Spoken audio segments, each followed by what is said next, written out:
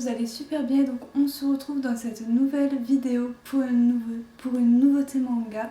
Donc dans cette vidéo, je vais vous présenter le premier tome de Arbos Anima. Mais avant ça, je voulais vous dire que ça y est, j'ai changé ma décoration. J'ai mis plein de posters manga, voilà, surtout des mangas que je connais ou pas, mais que j'aime bien. Donc voilà, donc on en revient à Arbos Anima. Donc c'est de Keishu Hashimoto aux éditions Glénat.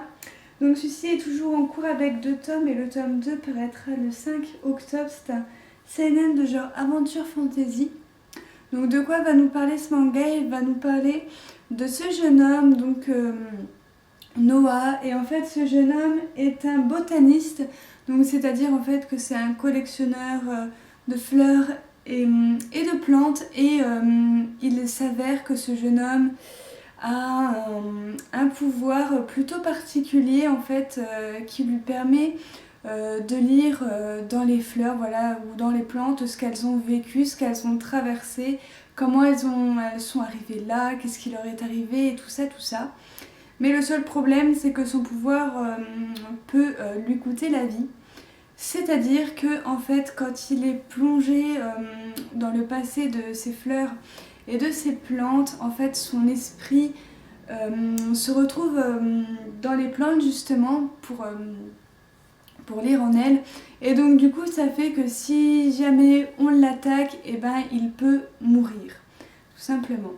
Mais il n'est pas seul puisque notre jeune Noah est accompagné de Rudward, qui est le jeune homme que nous avons ici, donc qui est un ex-pirate et qui le protège de tous les dangers.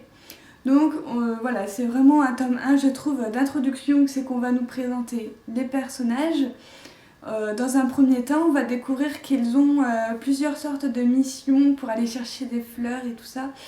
À travers le monde, donc on les voit souvent dans des bateaux se faire attaquer par des pirates et tout. C'est super rigolo. Et on va rencontrer également le personnage de cette jeune fille là, donc j'ai déjà complètement oublié son prénom, mais c'est pas grave. Et cette jeune fille là, elle a un petit problème, je vais pas vous révéler ce que c'est parce que c'est ce qui lance un petit peu la suite du manga, mais voilà, il lui arrive quelque chose de pas sympathique du tout, et donc du coup elle va rejoindre notre botaniste et l'ex-pirate dans leur aventure, et donc voilà, c'est à peu près tout ce que je pourrais vous dire sur ce tome 1. N'empêche, j'ai bien aimé, voilà, ouais, j'ai adoré ce premier tome, j'ai hâte de voir le tome 2. Pour ma part, je suis presque au coup de cœur.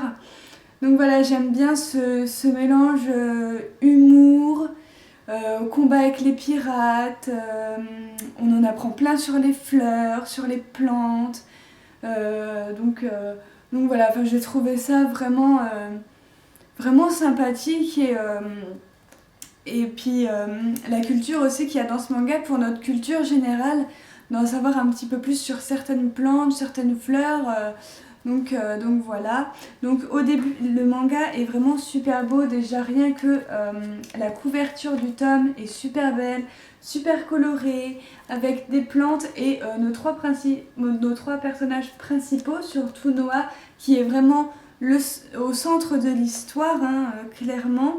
Et vous avez également des magnifiques pages couleurs au début du tome, vraiment très jolies.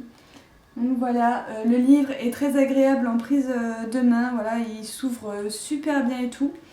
Donc voilà, une dernière page couleur. Donc voilà, Glénat a fait vraiment du très bon boulot.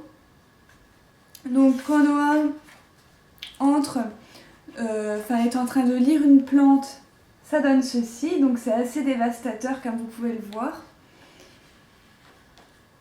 Voilà, on a aussi une ribambelle d'autres personnages puisque Noah travaille pour une certaine maison, j'ai oublié de le dire, qui s'appelle la maison Diva, et donc c'est elle qui lui donne toutes les missions qu'il a à accomplir au fil du tome 1. Enfin, vous allez voir, mais en tout cas je trouve les dessins, la couverture, les pages couleurs, l'histoire vraiment magnifique. J'aime beaucoup ce côté humour avec du combat, du fantastique. Ça mélange vraiment beaucoup de choses. Et l'auteur a réussi à en faire un truc vraiment magnifique et passionnant à suivre. Donc je vous conseille vraiment ce manga, il est vraiment super bien, je vous le recommande à fond, allez-y, vous pouvez y aller les yeux fermés.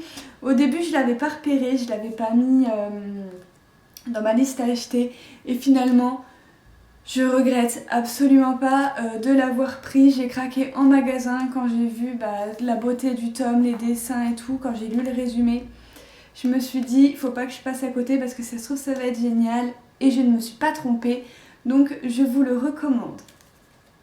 Donc voilà, j'espère que ma vidéo vous a plu. Si c'est le cas, n'hésitez pas à mettre un petit j'aime, à mettre tous vos avis en commentaire. Et moi je vous retrouve très bientôt pour une prochaine vidéo.